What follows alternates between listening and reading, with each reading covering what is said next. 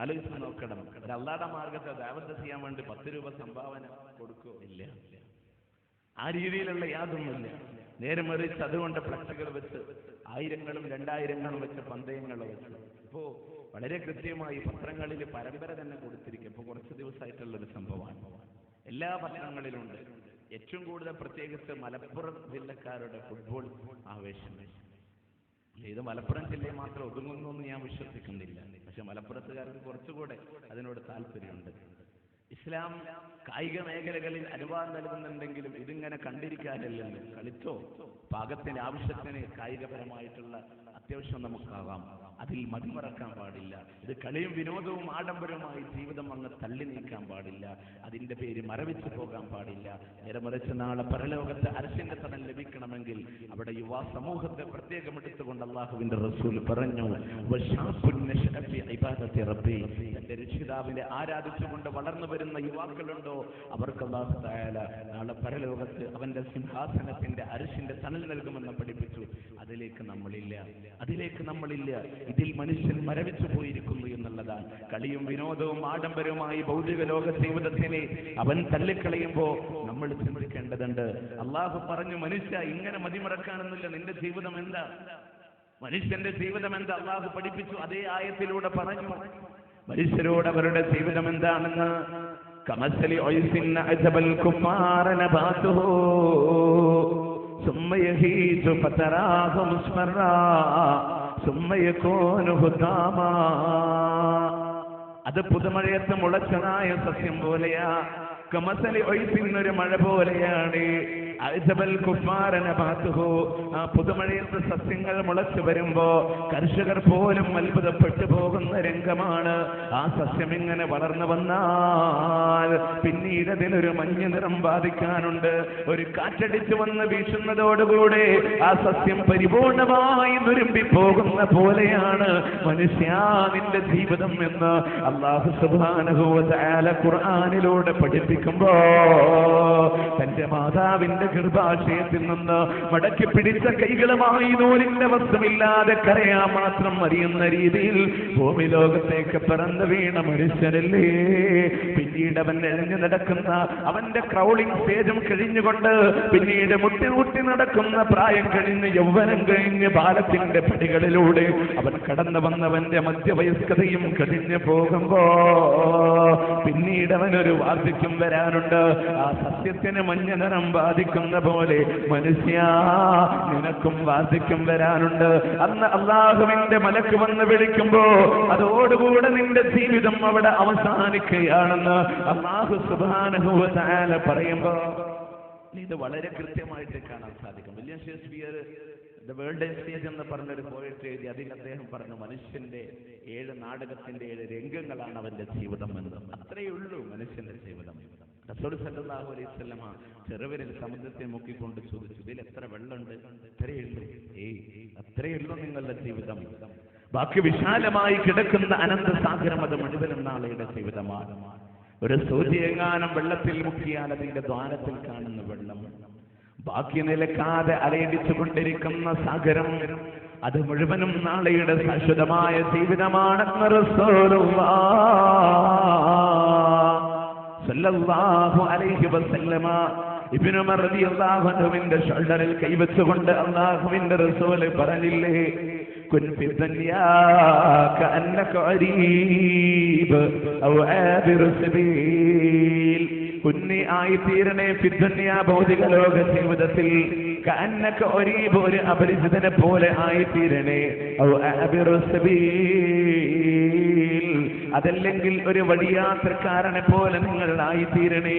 എന്തുകൊണ്ട് നബി സല്ലല്ലാഹു അലൈഹി വസല്ലം ഇങ്ങനെ പറയാനുള്ള കാരണം, ഒരു വഴിയാത്രക്കാരൻ അവന്റെ യാത്രക്കിടയിൽ ഒരു ടെന്റ് കെട്ടുമ്പോ അത് ശാശ്വതമായി ചിന്തിക്കണം എന്ന ഉദ്ദേശത്തോട് കൂടെയാണോ? അല്ല, മറിച്ച് ഒരു ദിവസത്തിന്റെ അവന്റെ രാത്രിയുടെ അന്നത്തെ അന്ത്യം മാത്രമാണ് അവൻ ഉദ്ദേശിക്കുന്നതെങ്കിൽ അന്ന് രാത്രി കഴിച്ചു കൂട്ടണമെന്ന് മാത്രമേ മനുഷ്യൻ ഉദ്ദേശിക്കുന്നുള്ളൂ എന്നതുപോലെയാണ് നിങ്ങളുടെ ഇഹലോക ജീവിതം എന്ന് അങ്ങനെ കാണാൻ പാടുള്ളൂ എന്ന് റസൂലുള്ളാഹി സ്വല്ലല്ലാഹു അലൈഹി വസല്ലം പഠിപ്പിച്ചു.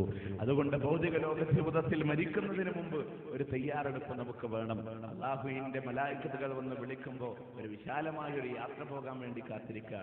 ടിക്കറ്റ് മുൻകൂട്ടി ബുക്ക് ചെയ്യേണ്ട, വസ്ത്രം പാക്ക് ചെയ്യേണ്ട ആവശ്യമില്ല, വാഹനം മുൻകൂട്ടി ഏൽപ്പിക്കേണ്ട ആവശ്യമില്ല. ഒരു യാത്ര പോവുക, പിന്നീട് തിരിച്ചു വരണോ വേണ്ട. അങ്ങനത്തെ ഒരു യാത്രക്ക് വേണ്ടി കാത്തിരിക്കുമ്പോൾ നമുക്ക് കൊണ്ടുപോകാനുള്ള സാധ് അല്ലെ, സാധാരണ ഗൾഫിലേക്ക് പോകുന്നവർ പാക്ക് ചെയ്ത ഭക്ഷണം കൊണ്ടുമ്പോൾ നമുക്ക് ആ ഭക്ഷണമല്ല വേണ്ടത്, ആ ഭക്ഷണമല്ല വേണ്ടത്. ഈജിപ്ത് ഭരിച്ചിരുന്ന ഫറോവമാരെ പോലെ അവരുടെ കൂടെ വാളും പരിചയും ഭക്ഷണം കൊണ്ടുപോയി നമ്മളെ മറവ് ചെയ്യുന്നില്ല. നാം ചെയ്യുന്ന പ്രവർത്തനങ്ങളുമായി നമുക്ക് പോകണം. അതിനെന്ത് വേണം? ദുനിയാവിൽ വെച്ച് നമ്മൾ പ്രവർത്തിക്കണം. ഭൗതിക ലോക ജീവിതത്തിൽ നമ്മൾ പ്രവർത്തിച്ചാലേ ശരിയാവുകയുള്ളൂ. നമ്മുടെ ആരാധനാ രംഗങ്ങളിൽ, നമ്മുടെ സാമൂഹ്യ സേവന രംഗങ്ങളിൽ, അതുപോലെ തന്നെ നമ്മുടെ ഭൗതിക ലോകത്തിന്റെ മുഴുവൻ പ്രവർത്തനങ്ങളിലും അതിനു വേണ്ടിയിട്ടുള്ള ആരാധനാലയങ്ങൾ നമ്മൾ ശ്രദ്ധിക്കുന്നുണ്ടോ? തീർച്ചയായും നമ്മുടെ ഭൗതിക ലോക ജീവിതത്തിൽ നമ്മുടെ അവസ്ഥ എന്താണെന്ന് ചോദിച്ചാൽ ആരാധനാ മേഖലകളിൽ നമുക്ക് ശ്രദ്ധയില്ല. പലപ്പോഴും വീട്ടിൽ വെച്ചൊന്ന് നമസ്കരിക്കാലോ അല്ലെ, അങ്ങനെ കുറെ ആളുകളുണ്ട്. നിസ്കരിക്കുന്നുണ്ടല്ലോ, അത് മതി, മറ്റവർക്ക് അതുമില്ല. ഇല്ല, സാധാരണ പറയലുണ്ട് അള്ളാഹു നിസ്കാരം 50 പിന്നെ മുഹമ്മദ് നബിയെ റെക്കമെൻഡ് ചെയ്തിട്ട് 5 ആക്കി, തേകന്റെ ഒരു 3 നീ അത് ഇല്ലാണ്ടാക്കി എന്ന് പറയും. അങ്ങനത്തെ ഒരു അവസ്ഥ ഉണ്ട് മനുഷ്യന്. അങ്ങനത്തെ ആളുകളുണ്ട്. ഇനിയിപ്പോ തേകന്നൂരിനേക്കാളും കഷ്ടമായിട്ട് ഒക്കെ കൂടെ ഒന്നിച്ച് കോഴി ചക്രവർത്തന പോലെ ഒന്നിച്ചൊരു നിസ്കാരം അവസാനം വന്നിട്ട് ഇതൊന്നുമില്ല. സമയബന്ധിതമായി നിങ്ങൾക്ക് വേണ്ടി നിർണയിക്കപ്പെട്ട നമസ്കാരം ഉണ്ടോ? ഇതൊന്നും നമ്മൾ കേൾക്കാത്തതിന്റെ കുറവല്ല, നമ്മൾ പഠിക്കാത്തതിന്റെയും കുറവല്ല. അള്ളാഹുവിന്റെ പള്ളികളിൽ വന്നുകൊണ്ട് നമസ്കാരത്തിന് ഹാജരാകണമെന്ന് പഠിപ്പിച്ചൊരു മതത്തിന്റെ അനുയായികൾ എന്തുകൊണ്ട് ആ പള്ളിയിലേക്ക് വരുന്നില്ല എന്ന് ചോദിച്ചാൽ വളരെ കുറച്ച് ആളുകൾ ഉണ്ടാവും. പല പള്ളിയിലും ഇമാം മഅ്മൂമും തമ്മിൽ ഭയങ്കര സ്നേഹ സൗഹാർദ്ദം. കാരണം അടുത്തല്ലാണ്ട് നിൽക്കില്ല, ഒരാളെ ഉണ്ടാവുള്ളൂ മഅ്മൂമായിട്ട്, രണ്ടാമതൊരാളുണ്ടെങ്കിൽ ഒന്ന് വിട്ടുകൊള്ളൂ അല്ലേ. അങ്ങനത്തെ പോലും അവസ്ഥയിലേക്ക് ഇനിയിപ്പോ മഴയുടെ സീസൺ വന്നു, മഴച്ചാറിൽ വന്നു, അപ്പോഴും നമ്മൾ പിന്നാക്കം, മഴ വരാൻ പറ്റില്ല. ആടോ, നമ്മളൊന്നും കേൾക്കാത്തതിന്റെ കുറവില്ല. അല്ലാഹുവിന്റെ റസൂൽ സല്ലല്ലാഹു അലൈഹി വസല്ലമയുടെ അടുക്കലേക്ക് അബ്ദുല്ലാഹ് ഇബ്നു ഉമ്മി മക്തൂം എന്ന് പറയുന്ന അന്ധനായ സഹാബി കടന്നു വരുന്ന ഒരു രംഗമുണ്ടല്ലോ. അദ്ദേഹം പ്രവാചകന്റെ അടുക്കൽ വന്നുകൊണ്ട് പറയുന്നു, ലൈസലീ ഖായിദു യഖൂദനി, എന്നെ നയിച്ചു കൊണ്ടുവരാൻ ഒരു നായകനില്ലല്ലോ. അദ്ദേഹത്തിന് 2 കണ്ണും കാണില്ല. എന്നിട്ട് അദ്ദേഹം പറയാ, എന്നെ പള്ളിയിലേക്ക് നയിച്ചു കൊണ്ടുവരാൻ ഒരു നായകനില്ലല്ലോ, അതുകൊണ്ട് വീട്ടിൽ വെച്ച് നമസ്കരിക്കാൻ എനിക്ക് ഇളവ് ചെയ്തു തരണമെന്ന് അബ്ദുല്ലാഹ് ഇബ്നു ഉമ്മി മക്തൂം റളിയല്ലാഹു അൻഹു അല്ലാഹുവിന്റെ റസൂലിനോട് പറയുമ്പോ പ്രവാചകൻ സല്ലല്ലാഹു അലൈഹി വസല്ലം ഇളവ് ചെയ്തു കൊടുക്കുകയാണ്. എന്നാൽ അബ്ദുല്ലാഹ് ഇബ്നു ഉമ്മി മക്തൂം അങ്ങ് തിരിഞ്ഞപ്പോ അല്ലാഹുവിന്റെ റസൂൽ സല്ലല്ലാഹു അലൈഹി വസല്ലമ വീണ്ടും വിളിച്ചുകൊണ്ട് ചോദിക്കുന്നു, ഹൽ സമയത്തുമുൻ നിദാഅ ബിസ്സലാ, നമസ്കാരം കൊണ്ടുള്ള വിളിയെ താങ്കൾ കേൾക്കുമോ അബ്ദുല്ലാഹ്? നമസ്കാരം കൊണ്ടുള്ള വിളിയെ താങ്കൾ കേൾക്കുമോ? അഥവാ ബാങ്ക് താങ്കൾ കേൾക്കാറുണ്ടോ? ഉടനെ തന്നെ അദ്ദേഹം പറയുന്നു, അതേ റസൂലേ, എങ്കിൽ പ്രവാചകൻ പഠിപ്പിക്കുന്നു, ഫഅജിബ്, എങ്കിൽ നീ അതിന് ഉത്തരം നൽകണമെന്ന് അല്ലാഹുവിന്റെ റസൂൽ അബ്ദുല്ലാഹ് ഇബ്നു ഉമ്മി മക്തൂം റളിയല്ലാഹു അൻഹുവിനോട് പറഞ്ഞു കൊടുക്കുമ്പോ ആലോചിക്കേണ്ട ശാരീരികമായി യാതൊരു പ്രയാസവുമില്ലാതെ അല്ലാഹു തആല ഒരുപാട് അനുഗ്രഹങ്ങൾ നൽകിയിട്ട് അവന്റെ പള്ളി മിനാരങ്ങളിൽ നിന്ന് ഹയ്യ അലസ് സലാ ഹയ്യ അലൽ ഫലാ, നമസ്കാരത്തിലേക്ക് വരണേ, വിജയത്തിലേക്ക് വരണേ എന്ന് പള്ളികളിൽ നിന്ന് വിളിക്കുമ്പോ എന്തേ മനുഷ്യൻ അതിന് മറുപടി കൊടുക്കുന്നില്ല? നാളെ അല്ലാഹുവിന്റെ മുമ്പിൽ ശിക്ഷിക്കപ്പെടുമെന്ന് ആലോചിച്ചിട്ടുണ്ടോ? ഭൗതിക ലോക ജീവിതത്തിൽ ആരാധനകളിൽ നിന്ന് മനുഷ്യൻ പാടെ വിട്ടുപോകുമ്പോ ഞാൻ ചോദിക്കട്ടെ, പരിശുദ്ധ ഖുർആൻ നമുക്ക് വേണ്ടി അവതരിച്ചിട്ട് അതിനെ നിത്യജീവിതത്തിലൂടെ പാരായണം ചെയ്യുന്ന എത്ര ആളുകളുണ്ട് നമ്മുടെ കൂട്ടത്തിലൂടെ? അതിന്റെ അർത്ഥം പഠിച്ചവർ എത്ര ആളുകളുണ്ട്? അതിനനുസരിച്ച് ജീവിതം ക്രമീകരിക്കുന്ന എത്ര ആളുകളുണ്ട്? ഇതൊക്കെ നമ്മൾ ആലോചിച്ചു കഴിഞ്ഞാൽ എല്ലാ മനുഷ്യൻ അതർപ്പതിച്ചു പോയിട്ടുണ്ട് എന്നുള്ളത് വ്യക്തമല്ലേ? നേരെ മഗ്‌രിബ് സമയത്ത് വീട്ടിൽ കയറി ചെന്നാൽ വീട്ടിലുള്ള പെണ്ണുങ്ങൾ വല്ലാത്ത കരച്ചിലല്ലേ? പുറത്തുനിന്ന് കണ്ട ഒരാൾ വിചാരിക്കും, പടച്ചോനെ ഇവിടെ ആരും ഒരാൾ മരിച്ചിട്ടുണ്ട്.